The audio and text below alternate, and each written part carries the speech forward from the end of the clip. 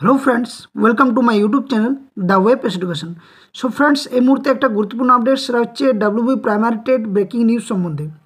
তো তোমরা সকলেই জানো যে টেট ইন্টারভিউ এখনও কিন্তু বাকি রয়েছে 2022 টেট, যেখানে ওবিসি কেস মামলা কিন্তু সুপ্রিম কোর্টে চলছে। সাথে সাথে রাজ্যের যে কলকাতা হাইকোর্ট, সেখানেও কিন্তু নতুন লিস্ট এবং রাজ্য সরকারের তরফ থেকে যে নতুন লিস্ট প্রকাশ করা হয়েছিল 144টা কাস্টের, সেখানেও কিন্তু এর রদবদল দেখা দিচ্ছে এবং এখানেও কিন্তু কিছু পরিবর্তন আবারও আসছে। সাথে সাথে যে পরীক্ষাগুলো এখনও বাকি, নিয়োগ বাকি, বিশেষ করে প্রাথমিক বা শিক্ষার ক্ষেত্রে রাজ্যের যে করুণ অবস্থা বা যে ঢিলেমি বা এই যে অজুহাতগুলো একের পর এক দেখা যাচ্ছে, যেখানে এসএসসির ক্ষেত্রেই বলো বা 2014, 16 বিভিন্ন টেট বা এসএসসি শিক্ষকতা পেশায় যে সমস্ত রাজ্যে নিয়োগ হয়েছে, সেখানে নানান দুর্নীতি, নানান অভিযোগ একের পর এক কলকাতা হাইকোর্ট থেকে শুরু করে সুপ্রিম কোর্ট থেকে শুরু করে বিভিন্ন জায়গাতে ছড়িয়ে পড়েছে। ঠিক সেই মুহূর্তে কিন্তু রাজ্য সরকার একটা ই টেন্ডার নোটিশ পাবলিশ করেছিল, যেটা সকলে হয়তো জানো, আমি ভিডিও দিয়েছিলাম সেখানে। তো সেখানে অত্যাধুনিক কিন্তু সুরক্ষা ব্যবস্থা করতে চলেছে রাজ্য সরকারের তরফ থেকে বা পর্ষদের তরফ থেকে। এখানে যে ই টেন্ডার নোটিশ সেটা জারি করা হয়েছিল, যেখানে নতুন করে যে টেট ইন্টারভিউ নেওয়ার একটা পরিকল্পনার ব্যাপারে বা টেট পরীক্ষা নেওয়ার ব্যাপারে, এমনকি ডিএলএডের যে পরীক্ষাগুলো হয়ে থাকে সেখানেও কিন্তু এক অত্যাধুনিক সুরক্ষার ব্যবস্থা করতে চলেছে, যাতে করে এই ধরনের দুর্নীতি বা এই ধরনের যে বিভিন্ন যে কারচুপিগুলো বা অযোগ্যদের যে হিসাবে নিয়োগ করা হয়েছে, সেখানে প্রশ্নপত্রের ফাঁস থেকে শুরু করে আরও নানান ক্ষেত্রে এই কিন্তু অ্যালার্ট ব্যবস্থা কিন্তু করা হচ্ছে বা এই অত্যাধুনিক সুরক্ষার ব্যবস্থা করা হচ্ছে। তো অনেকেরই প্রশ্ন থাকছে, তাহলে কি আবার টেট হওয়ার ইঙ্গিত একটা, নাকি 2022 টেট ইন্টারভিউ এখনও বাকি, তো ইন্টারভিউ হবে সেটা নিয়ে 2023 টেটের রেজাল্ট বাকি রয়েছে, তো কিভাবে এই সময় আবার নতুন করে টেটের একটা পরিকল্পনা। তো এই টেন্ডার নোটিশ অনেকেই হয়তো বলছে যে শুধুমাত্র ডিএলএড পরীক্ষা। তো দেখো, ডিএলএড পরীক্ষার জন্য শুধুমাত্র এই টেন্ডার পাস হয়নি বা এটা পর্ষদ থেকে এভাবে করা হয়নি যে শুধুমাত্র একটা ডিএলএড পরীক্ষা বছরের পর বছর হবে, সেখানে যে শুধুমাত্র যে অত্যাধুনিক সুরক্ষা ব্যবস্থা সেটা নয়। এখানে সমস্ত ক্ষেত্রেই কিন্তু পর্ষদ ব্যবস্থা করছে এটা নিয়ে। তো প্রশ্ন থাকছে অনেকেরই যে 2025-এর মধ্যে কি প্রাথমিক ইন্টারভিউ হবে, যেখানে 2022 টেটে ইন্টারভিউ বাকি রয়েছে। সাথে সাথে 23 টেটের রেজাল্টও এখনও পর্যন্ত প্রকাশ করা হয়নি, দীর্ঘদিন হয়ে গেছে। এবং এই যে 2022 টেটের কথা আমি বারবার বলছি এ কারণে, কারণ পর্ষদ সভাপতি নিজেও বলেছিলেন যে কোনো টেট পাস চাকরি প্রার্থী বসে থাকবে না। এটা এখন বারবার আবার বলতে হচ্ছে এ কারণে, কারণ উনি যে জোর গলায় বা সাংবাদিক মাধ্যমে যখন 2022 টেটের রেজাল্ট প্রকাশ হয়, সেই মুহূর্তে তিনি যে বক্তব্যটা প্রকাশ করেছিলেন, তা নিয়ে কিন্তু এখনও পর্যন্ত কিন্তু সকলেরই যারা 2022 টেট কোয়ালিফাইড করে রয়েছে তাদের মধ্যে একটা বিচলন একটা তৈরি হয়, যেখানে কোনোভাবেই মনে হয় না যে এই টেট পরীক্ষা নেওয়া এবং সাথে সাথে যে নিয়োগ সম্পূর্ণ করা নির্দিষ্ট সময়ের মধ্যে, সেটা কিন্তু একটা দিবাস্বপ্নের মতো পরিস্থিতি। তো এই যে অত্যাধুনিক ব্যবস্থা সুরক্ষা করা হয়েছে, সেখানে কি কি আপডেট আসছে এবং এটা কি আদৌ ফলপ্রসূ হবে সমস্ত নিয়োগের ক্ষেত্রে, ইন্টারভিউ ক্ষেত্রে বা এই ডিএলএড পরীক্ষার ক্ষেত্রেই যে শুধুমাত্র হবে, তো এ নিয়ে একটা বিজ্ঞপ্তি প্রকাশ হয়েছিল, যেটা ডিটেলস আমরা এই ভিডিওর মধ্যে দিয়ে জানবো এবং সকলকে শেয়ার করছি ভিডিওটা। তো বলে রাখি, ভিডিওটা দেখার সাথে সাথে ভিডিওটি লাইক করো, বন্ধুর সাথে শেয়ার করো, আর চ্যানেলে যদি নতুন হয়ে থাকো, একটু যদি এই চ্যানেলের মধ্যে দিয়ে কিছুটা তথ্য পেয়ে উপকৃত হচ্ছ, তো অবশ্যই বলবো চ্যানেলটি সাবস্ক্রাইব করে পাশে থাকা বেল নোটিফিকেশন অন করো, যাতে সমস্ত চাকরির update, news, case update, notification সম্পর্কে এবং সাথে সাথে যে প্রাইমারি টেট ইন্টারভিউ বা প্রাইমারি টেট ক্লাস বা আপার প্রাইমারি টেটের ক্লাস ইত্যাদি যে সমস্ত টিচিং এবং কম্পিটিটিভ এক্সামগুলো হচ্ছে, তার ক্লাস পেতে অবশ্যই কিন্তু চ্যানেলের পাশে থাকো। তো চলো দেখা যাক বিষয়টা কী হয়ে দাঁড়িয়েছে, যে এই অত্যাধুনিক ব্যবস্থায় বা কী রয়েছে।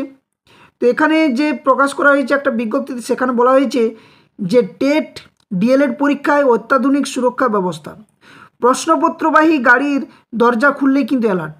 এবং এই প্রশ্নপত্রবাহী যে কথাটা বলা হচ্ছে, সেটা যে প্রশ্নপত্র যেখানে নিয়ে যাওয়া হয়, সেখানে টেটের পরীক্ষার প্রশ্নই বলো বা ডিএলএড প্রশ্নই বলো, সেখানেই কিন্তু যে গাড়ির মধ্যে বা যেখানে প্রশ্নপত্র রাখা হয় রিজার্ভ করে, সেখানেও কিন্তু নানান দুর্নীতি হয়, যেখানে প্রশ্নপত্র আউটের একটা বিশাল একটা কিন্তু বড় দুর্নীতি ধরা পড়ে বিভিন্ন জায়গাতেই। শুধুমাত্র এই যে প্রাইমারি টেটের ক্ষেত্রে বা ডিএলএড পরীক্ষার ক্ষেত্রেই নয়, সমস্ত কম্পিটিটিভ এক্সামের ক্ষেত্রেই কিন্তু এটা দেখা যায়। তো যেহেতু পর্ষদের তরফ থেকে এটা অ্যালার্ট করেছে, অবশ্যই এটা প্রাথমিক সংক্রান্ত। তো কি বলা হয়েছে যে ডিএলএড পরীক্ষা এবং টেটের জন্য নজরবিহীন নিরাপত্তার ব্যবস্থা করছে প্রাথমিক শিক্ষা পর্ষদ। ভুয়ো প্রার্থী রুখতে পরীক্ষা কেন্দ্রে ঢোকার সময় বায়োমেট্রিক ব্যবস্থা তো থাকছে, অর্থাৎ যে ই টেন্ডার নোটিশ প্রকাশ করেছে সেখানে কিন্তু বায়োমেট্রিক বা এই যে ফেস ভেরিফিকেশন বা এই যে চারিদিকে যে সিসিটিভি ক্যামেরার যে নিরাপত্তার ব্যবস্থা সেটাও কিন্তু এই ই টেন্ডার নোটিশেই কিন্তু বলা হয়েছিল।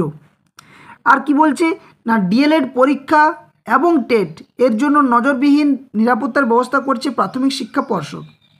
ভুয়ো প্রার্থী রুখতে পরীক্ষা কেন্দ্রে ঢোকার সময় বায়োমেট্রিক ব্যবস্থা তো থাকছেই, সেই সঙ্গে পরীক্ষা কেন্দ্রে এসআইপি অর্থাৎ সেশনাল ইনিশিয়েশন প্রোটোকল যেটাকে বলা হয় বা ফোন হ্যান্ড হেল্ড মেটাল ডিটেক্টরও থাকছে কিন্তু এই সুরক্ষিত ব্যবস্থার মধ্যে। এছাড়া থাকছে এআই নির্ভর সিসি ক্যামেরা। পরীক্ষার প্রশ্নপত্র এবং উত্তরপত্র পরিবহনের ক্ষেত্রেও ব্যবহার করা হবে অত্যাধুনিক প্রযুক্তি। আগামী 2 মাসে ডিএলএড প্রথম এবং দ্বিতীয় সেমিস্টারের যে পরীক্ষা সেটা রয়েছে, এখান থেকে কিন্তু মনে হচ্ছে যে একটা পরিকল্পনা, যে এখান থেকে কিন্তু এই যে দুর্নীতি বা যে অভিযোগগুলো উঠে আসে বারবার সেটারও কিন্তু ব্যবস্থা করছে পর্ষদের তরফ থেকে। সেই পরীক্ষায় ব্যবহৃত হবে এসব প্রযুক্তি।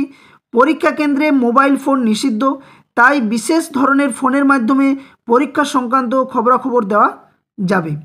এআই নির্ভর সিসি ক্যামেরার মাধ্যমে একদিকে যেমন পড়ুয়াদের উপর নজরদারি চালানো যাবে, তেমনি কোনো পরিদর্শক নজরদারি না করে দীর্ঘক্ষণ চেয়ারে বসে থাকলেও অ্যালার্ট যাবে এই সিসি ক্যামেরার মধ্য দিয়ে। প্রশ্ন ও উত্তরপত্র পরিবহনের গাড়িতে থাকবে জিপিএস প্রযুক্তি। এটা কিন্তু একটা খুবই ভালো উদ্যোগ, যে জিপিএস যে থাকছে গাড়ির মধ্যে, সেখানেও কিন্তু যে কারচুপি ধরা পড়ে বা প্রশ্নপত্র বা উত্তরপত্রের ক্ষেত্রে এখান থেকে কিন্তু এই প্রযুক্তিটা ব্যবহার করা হবে বলে মনে করা হচ্ছে। আগাগোড়া ট্র্যাক করা যাবে সেই গাড়ির গতিবিধি। মাস্টার কি সহ মেকানিক্যাল লক থাকবে।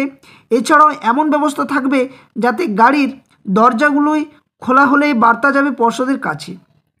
পাঠানো যাবে অন্যান্য অ্যালার্টও, যথাস্থানে প্রশ্নপত্র খোলা হলেও যাবে সেটার কিন্তু বার্তা, যে কখন প্রশ্নপত্র খোলা হচ্ছে, কিভাবে খোলা হচ্ছে সেটাও। এসব ব্যবস্থাপনার জন্য ইতিমধ্যেই টেন্ডার ডেকেছে পর্ষদ। 11 জুলাইয়ের মধ্যে আবেদন জানাতে বলা হয়েছে কিন্তু সংস্থাগুলিকে, অর্থাৎ যে সমস্ত সংস্থাগুলি ই টেন্ডার বা টেন্ডারগুলো নিয়ে থাকে তাদেরকে কিন্তু এই যে ব্যবস্থা নেবে তাদেরকে কিন্তু ডাকার জন্য এই 11 জুলাই পর্যন্ত কিন্তু সময় দেওয়া হয়েছে পর্ষদের তরফ থেকে। পর্ষদ সভাপতি এটা নিয়ে জানিয়েছেন কি না, টেট সাথে সাথে ডিএলএডের পরীক্ষার আগে কিছু ব্যবস্থা নেওয়া হয়েছিল, এবছর আরও কিছু নতুন সুরক্ষা ব্যবস্থা গ্রহণ করা হবে বলে মনে করা হচ্ছে বা করা হয়েছে। এর ফলে পরীক্ষা স্বচ্ছ ও নির্বিঘ্ন হবে বলে তাদের আশা। প্রসঙ্গত উন্নততর প্রযুক্তি এবং লজিস্টিক্স ব্যবহারের ফলে বিগত কয়েক বছর নির্বিঘ্নেই হয়েছে ডিএলএড এবং প্রাথমিকের টেট। এবার সেই ব্যবস্থা আরও আঁটোসাঁটো হলো। 4 জুলাই থেকে 2 বছরের ডিএলএড কোর্সের প্রথম সেমিস্টারে 45,000 আসনে ভর্তির আবেদন গ্রহণ করতে শুরু করেছে পর্ষদ। সূত্রের খবর, পর্ষদের অনুমোদন থাকা সব কলেজকে ভর্তির অনুমতি দেওয়া হয়েছে। এখানে দেখো একটা আমি প্রসঙ্গ তুলে আনি, যেখানে পর্ষদের তরফ থেকে বলা হয়েছে যে 4 জুলাইয়ের মধ্য থেকে কিন্তু যে 2 বছরের ডিএলএড কোর্স করতে হয়, সেখানে কিন্তু 45,000 আসনে কিন্তু ভর্তির যে আবেদন সেটা চলছে। প্রশ্ন এটাই যে এখানে কি ওবিসির কোনো ঝামেলা নেই, নাকি রাজ্য সরকার বা সুপ্রিম কোর্ট যে আদেশ দিয়েছে 46টা ক্যাটাগরি বা কাস্টকে তাদেরকে নিয়ে কি ভর্তি চলছে?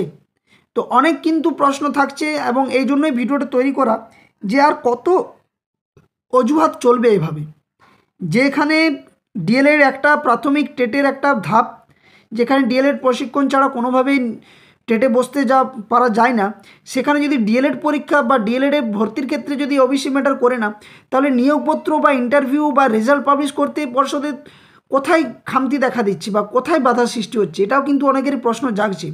কারণ একটার পর একটা পর্ষদ তরফ থেকে অত্যাধুনিক যে ব্যবস্থাপনা করছে, ডিএলএডে ভর্তি চলছে, ডিএলএডের রেজাল্ট পাবলিশ হচ্ছে সময় মতো, সেখানে টেটের নেওয়ার একটা পরিকল্পনা চলছে, তাহলে টেটের রেজাল্ট বা টেট ইন্টারভিউ বা নিয়োগ করা রাজ্য সরকার তথা পর্ষদের এখানে কেন তাহলে ওবিসিটা একটা বাধা হয়ে দাঁড়াচ্ছে, যেখানে এসএসসির জন্য সাবজেক্ট টু আউটকাম হিসেবে যেটা দেখিয়ে দিয়েছে যে ওবিসি কোনো বাধা না থাকায় বা ওবিসি বাধাকে উপেক্ষা করে কিন্তু এই নিয়োগ প্রক্রিয়া যদি চলতে পারে বা যে অ্যাপ্লিকেশন চলছে 26,000 যে চাকরি বাতিলের পর থেকে, সেখানে যদি ওবিসি কোনো ম্যাটার না করে, তাহলে এই প্রাথমিকের ক্ষেত্রেই কেন এই ধরনের একটা দৃষ্টিভঙ্গি দেখা দিচ্ছে পর্ষদ তথা সরকারের তরফ থেকে।